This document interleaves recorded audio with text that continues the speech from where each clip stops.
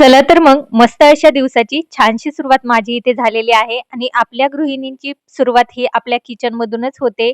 तो म्हणजे मुलांचा टिफिन बनवणे. तर आज मुलांच्या टिफिन मध्ये मी देत आहे चपाती आणि बटाट्याची चटणी.